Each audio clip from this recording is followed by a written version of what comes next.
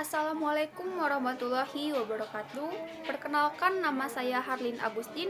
Saya dari Prodi Hukum Tata Negara, Fakultas Syariah, Universitas Islam Negeri Sultan Tasefuddin Jambi, semester 4, NIM 106180223. Tujuan saya dalam pembuatan video ini adalah untuk memenuhi tugas ujian tengah semester dari dosen pengampu Bapak Z. Haryanto pada mata kuliah Hukum Lingkungan. Baiklah, di sini saya akan menjawab 3 soal yang diberikan oleh Bapak dosen kami. Soal yang pertama yaitu, sebutkan dan jelaskan tujuan dari perlindungan dan pengelolaan lingkungan hidup menurut pasal 3 Undang-Undang Nomor 32 Tahun 2009. Jadi, perlindungan dan pengelolaan lingkungan hidup menurut Undang-Undang Nomor 32 Tahun 2009 pasal 1 ayat 2 yaitu menyatakan bahwa upaya sistematis dan terpadu yang dilakukan untuk melestarikan fungsi lingkungan hidup dan mencegah terjadinya pencemaran dan atau kerusakan lingkungan hidup yang meliputi perencanaan, pemanfaatan, pengendalian, pemeliharaan, pengawasan, dan penegakan hukum. Jadi, undang-undang ini disahkan di Jakarta pada tanggal 3 Oktober 2009 oleh Presiden dan Menteri Hukum dan Hak Asasi Manusia Republik Indonesia, Andi Matalata. Nah, selanjutnya dalam pasal 3 Undang-Undang Nomor 32 Tahun 2009 ini terdapat tujuan-tujuannya. Tujuan pada pasal 3 ini terdapat 10 tujuan. Jadi yang pertama ada melindungi negara kesatuan Republik Indonesia dari pencemaran dan atau kerusakan lingkungan hidup. Dan yang kedua, menjamin keselamatan, kesehatan, dan kehidupan manusia. Dan yang ketiga itu adalah menjamin kelangsungan kehidupan makhluk hidup dan kelestarian ekosistem.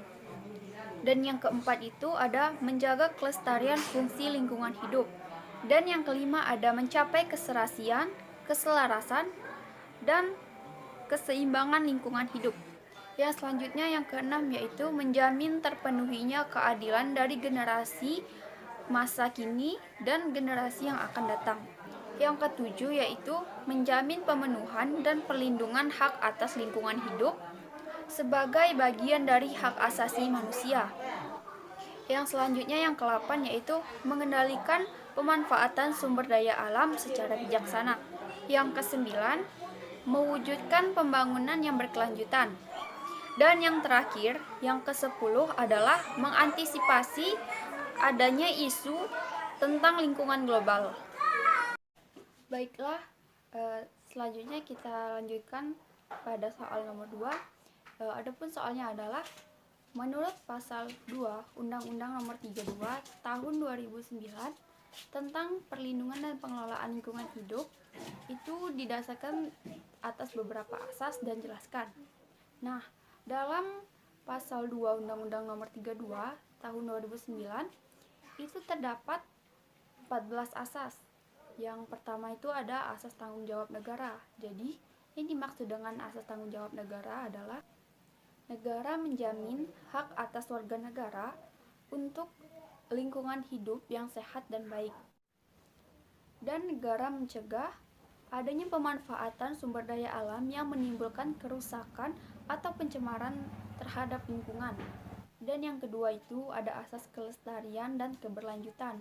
Jadi yang dimaksud dalam asas ini adalah setiap orang wajib memikul dan tanggung jawab atas generasi yang akan datang untuk menjaga ekosistem yang ada di bumi dan untuk menjaga kelestariannya. Yang ketiga itu ada asas keserasian dan keseimbangan. Jadi yang dimaksud dalam asas ini adalah bahwa pemanfaatan lingkungan hidup itu harus memerhatikan dari berbagai aspek. Nah, aspek-aspeknya itu yang pertama itu seperti aspek ekonomi, aspek sosial, aspek budaya, aspek perlindungan dan kelestarian ekosistem. Selanjutnya yaitu yang nomor 4 adalah asas keterpaduan. Yang dimaksud dalam asas keterpaduan ini adalah menyatakan bahwa perlindungan dan pengelolaan lingkungan hidup itu harus didasarkan oleh beberapa unsur, dilakukan oleh beberapa unsur atau menyinergikan dari beberapa komponen yang terkait. Dan yang selanjutnya yaitu yang kelima ada asas manfaat. Jadi, yang dimaksud dalam asas manfaat ini adalah segala usaha atau kegiatan yang dilakukan itu berdasarkan atas potensi sumber daya alam atau pemanfaatan dari sumber daya alam. Yang keenam itu ada asas kehati-hatian. Jadi, yang dimaksud dalam asas ketidakpastian ini adalah bahwa segala kegiatan atau usaha dalam melakukan kegiatan pengelolaan lingkungan yang ketidaktahuan pengetahuan, ilmu pengetahuan atau teknologi, sehingga ini bisa berdampak terhadap lingkungan tersebut, kerusakan lingkungan tersebut. Maka pada asas ini kita harus berhati-hati dalam pengelolaan lingkungan hidup tersebut. Selanjutnya yang ketujuh itu ada asas keadilan. Ini menyatakan bahwa perlindungan dan pengelolaan lingkungan hidup itu didasarkan atas asas keadilan bagi setiap warga negara secara profesional.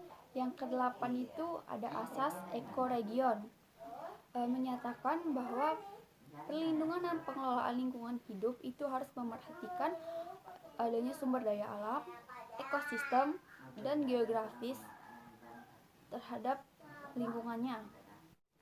Selanjutnya yang kesembilan itu ada asas keanekaragaman hayati. Nah, dalam asas ini menyatakan bahwa perlindungan dan pengelolaan lingkungan hidup itu harus memerhatikan upaya terpadu dalam keberadaan, keragaman, dan kelanjutan sumber daya alam yang ada di bumi ini. Oke, yang 10 itu yang selanjutnya itu tuh ada asas pencemaran membayar. Jadi yang dimaksud ini adalah dalam setiap kegiatan atau usaha yang mengakibatkan pencemaran terhadap lingkungan itu harus bertanggung jawab untuk membayar pemulihan lingkungan tersebut. Yang selanjutnya itu yang ke-11 itu ada asas partisipatif. Jadi dalam asas ini setiap warga masyarakat itu diwajibkan untuk berperan aktif dalam pengambilan keputusan tentang perlindungan dan pengelolaan lingkungan hidup baik secara langsung maupun tidak langsung. Yang ke-12 itu ada asas kearifan lokal. Jadi dalam asas ini perlindungan dan pengelolaan lingkungan hidup itu tuh harus memerhatikan adanya nilai-nilai budaya luhur dalam lingkungan masyarakat tersebut. Yang selanjutnya itu yaitu yang ke-13 itu ada asas tata kelola pemerintahan yang baik. Dalam perlindungan pengelolaan lingkungan hidup itu harus didasari dengan jiwa yang partisipatif, transparansi, efisiensi, dan keadilan. Yang selanjutnya yang terakhir yaitu yang ke-14 ada asas otonomi daerah. Jadi asas otonomi daerah ini bahwa pemerintah dan pemerintahan daerah itu mengurus sendiri perlindungan pengelolaan lingkungan hidup tersebut. Baiklah, selanjutnya yaitu nomor 3. Soal nomor 3 itu tentang COVID-19 atau biasa yang kita sebut dengan virus corona. Virus ini sangat berdampak pada lingkungan. Perlu kita ketahui, virus ini atau wabah ini mulai ada pada 2019. Itu tepatnya di negara Cina, di kota Wuhan, dan penyebaran virus ini mulai masuk ke Indonesia pada bulan Maret ini. Nah, penyebarannya itu sangatlah mudah dengan benda-benda yang ada di sekitar kita. Setelah itu untuk mencegah ini kita harus rajin-rajin mencuci tangan dan menjaga pola hidup sehat, terutama untuk lingkungan kita. Karena virus-virus ini mulai muncul di tempat-tempat yang kotor atau jorok. Jadi kita harus menjaga kesehatan lingkungan kita. Setelah itu, setelah kita keluar dari rumah, untuk masuk dari rumah, kita seharusnya langsung mengganti baju dan mencuci tangan kita agar terhindar dari virus tersebut. Nah, di Indonesia ini karena sudah masuknya virus ini, jadi negara kita menetapkan lockdown. Nah, ini lockdown sendiri berfungsi sebagai memutus rantai dari virus tersebut. meminimalisir virus tersebut, untuk penyebaran virus tersebut. Tapi ada dampak dari lockdown ini. Yang pertama itu dalam perekonomian. Karena ditetapkannya lockdown, maka perekonomian kita semakin menurun karena semuanya terbatas. Setelah itu untuk dampak lingkungan, karena terjadi lockdown ini, pada anak sekolah ataupun para pekerja-pekerja, mereka melakukan kegiatannya di dalam rumah, sehingga di luar rumah jarang orang beraktivitas karena takutnya penyebaran virus ini. Karena melakukan aktivitas di rumah, sehingga lingkungan di luar rumah yang sebelumnya terjadi polusi karena kendaraan bermotor, karena ditetapkannya lockdown ini, mulailah polusi pada lingkungan ini berkurang. Seperti di Jakarta, setelah itu untuk sampah-sampah yang biasanya banyak orang membuang sampah sembarangan, ketika diadakan lockdown ini, maka sampah-sampah ini berkurang juga, karena masyarakat melakukan kegiatannya di dalam rumah, sehingga COVID-19 ini ada hubungannya juga dengan lingkungan.